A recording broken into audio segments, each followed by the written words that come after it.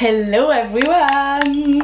C'est bientôt la rentrée et je sais qu'on a peut-être un peu tendance à stresser, à avoir plein de choses en tête et tout, et du coup je me disais ce serait sympa de faire une petite vidéo avec des livres un peu plus légers qui nous font penser à autre chose. Et donc voilà pourquoi je vais vous présenter 5 livres ou sagas qui m'ont vraiment fait rire. Bon, peut-être parfois juste un peu sourire. En tout cas, des sagas qui m'ont fait rire intérieurement ou extérieurement, souvent légères, souvent vraiment marrantes quoi. Donc si vous cherchez des lectures qui vous donnent le sourire, vous êtes au bon endroit. Alors installez-vous, prenez un petit thé et c'est parti. N'hésite pas à t'abonner si ça te plaît et c'est parti, let's go! Premier livre, il s'agit de Ma vie, mon ex et autres calamités de Marie Vareille. C'est un livre vraiment super léger qui se lit tellement rapidement, je vous fais un petit résumé. En gros c'est Juliette, elle a une vie plutôt sympa, un amoureux, un job et tout. Et du jour au lendemain comme ça, un claquement de doigts, elle se retrouve au chômage, sans logement et célibataire. Donc elle déprime, vous inquiétez pas, c'est que le début de l'histoire. Avec des quiproquos énormes, elle va se retrouver dans une situation où elle poursuit son ex à l'autre bout de la terre, donc elle prend l'avion et tout toute seule pour voir qui est sa mystérieuse nouvelle petite copine. Évidemment ça se passe pas forcément comme prévu et là-bas elle tombe comme par hasard sur un beau jeune homme qui va l'aider mais qui est très désagréable. Donc elle s'envole aux Maldives, vraiment en mode carte postale, les activités sont waouh, ça fait penser à autre chose, ça fait rêver, ça fait rire parce que les situations sont vraiment genre c'est n'importe quoi, c'est rocambolesque, c'est trop marrant et c'est très mignon. Donc voilà, une lecture qui fait penser à autre chose, qui fait voyager vraiment, genre t'as l'impression d'être aux Maldives quand tu lis cette histoire. Ça fait rêver. Vraiment, elle se met dans des situations genre catastrophiques, rocambolesques, pas possible. C'est hyper autodérision de l'héroïne en gros. Et qui fait du bien à ton petit cœur. Voilà pour celui-là. Le livre numéro 2 que j'ai même pas encore fini de lire est 31 jours pour t'aimer de Sophie Jomain. Donc vous savez c'est les livres qui, comme pour les romans de l'Avent, se livrent un chapitre par jour. Pour celui-là il s'agit donc de 31 lettres à ouvrir, je vous montre. C'est des petites enveloppes comme ça que hop, je suis pas du tout à jour d'ailleurs. Tu ouvres, hop, et tu lis la lettre du jour. Donc je vous fais un petit résumé et après je vous dis pourquoi il me fait rire. En gros il s'agit de deux copines qui par hasard tombent sur la lettre d'un garçon qui écrit à sa grand-mère. Et par le biais du serveur du café dans lequel elle a trouvé cette lettre, elle décide de lui répondre à cette lettre. Et s'ensuit toute une panoplie de lettres. Jour après jour, ils vont se répondre tous les deux. Leurs lettres sont vraiment marrantes. La répartie du personnage est genre super. Il y a plein de références à plein de films, à plein de choses un peu drôles. Un peu de philosophie dans chaque lettre, un peu de drague dans chaque lettre aussi. Et en parallèle des lettres, on va bien sûr suivre à chaque chapitre. C'est ce qui s'est passé dans la journée de nos deux protagonistes. Donc un été au Cap d'Agde, des amis, de la plage, des bars, des activités très sympas. Donc voilà, c'est un roman un peu feel good, plutôt de l'été aussi, mais en vrai si vous voulez lire tout à la suite, personne ne vous en voudra, personne ne le saura.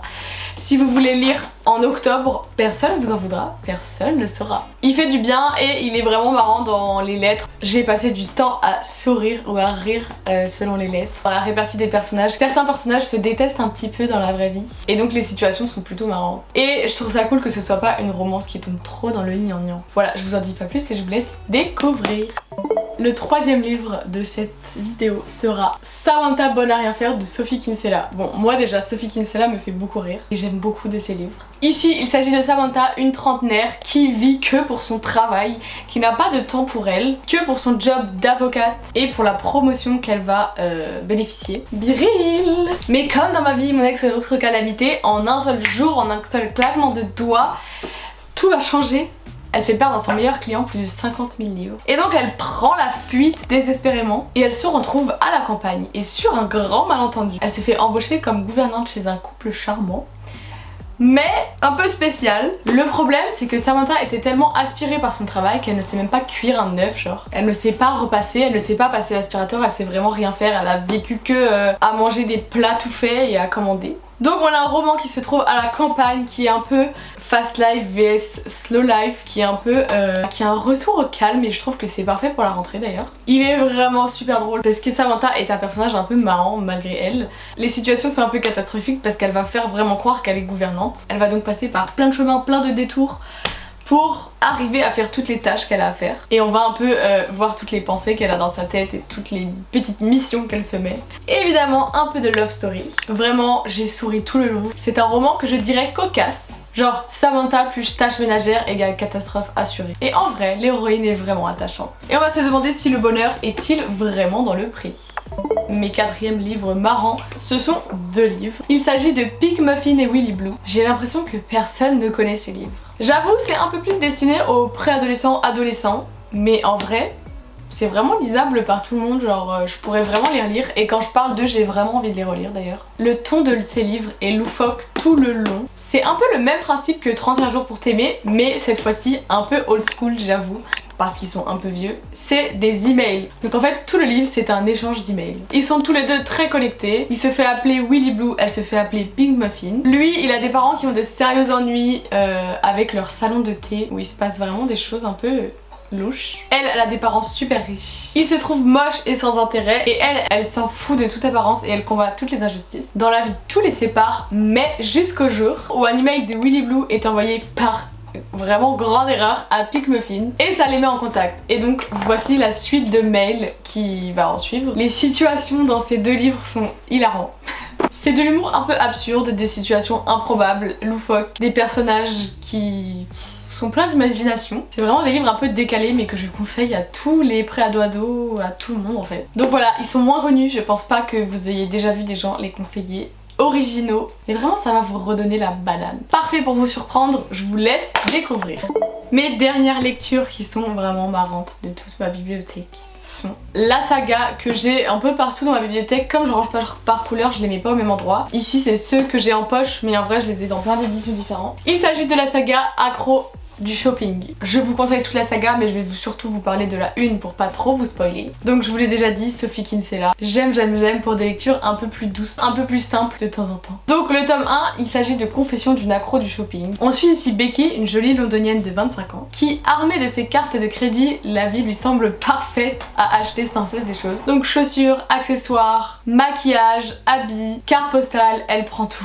Elle comble tous ses problèmes dans le shopping, alors qu'elle est elle-même journaliste financière qui conseille ses lecteurs en matière de budget. Son banquier n'est pas très content et lui bloque ses comptes. Ça ne l'arrête pas. C'est aussi une comédie romantique. Le personnage de Becky est hilarant. Elle passe par tous les détours, tous les mensonges pour arriver à ses fins. Ce qui la met dans des situations mais plus que inimaginables, rocambolesques. À chaque fois, t'es limite en stress à sa place. Des situations dans lesquelles elle s'empêtre jusqu'au bout, genre. Elle est vraiment la définition de s'enfoncer. Dans chaque livre, elle s'enfonce, elle s'enfonce, elle s'enfonce. Ça nous fait beaucoup rire. Mais en vrai, malgré elle, elle est quand même un personnage vraiment marrant. On suit toutes ses pensées, toutes ses actions. En gros, elle se retrouve toujours dans tous les livres dans des situations pas possibles à cause de ses achats et de ses mensonges surtout. Elle trouve des excuses improbables, des raisonnements absurdes pour justifier tous ses achats. Et les catastrophes s'enchaînent. Ce sont plutôt des vieux livres, mais en vrai, c'est une saga qui vieillit vraiment bien, je trouve. Et je sais pas comment vous l'argumenter parce que je me souviens même plus trop de ce premier tome. Genre vraiment je vous le conseille et vraiment il m'a fait rire.